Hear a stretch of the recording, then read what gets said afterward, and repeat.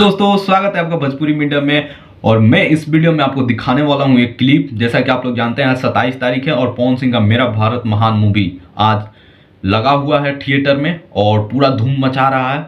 और उसका छोटा सा एक क्लिप वायरल हो रहा है जो मैं आपको दिखाना चाहूंगा कि कितना मस्त मूवी है। तो पहले आप लोग ये देखिए, देख सकते हैं कितना मस्त है, एकदम पूरा एकदम चंद्रशेखर आजाद में एकदम दिख रहे हैं पवन सिंह।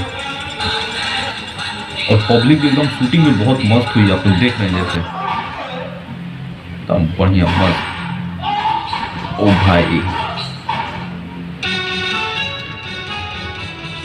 बस इतना ही था हमारे पास, अब इतना ही छोटा सा क्लिप था।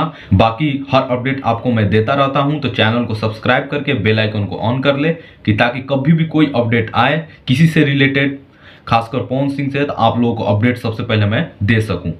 तो तब तक जय हिंद।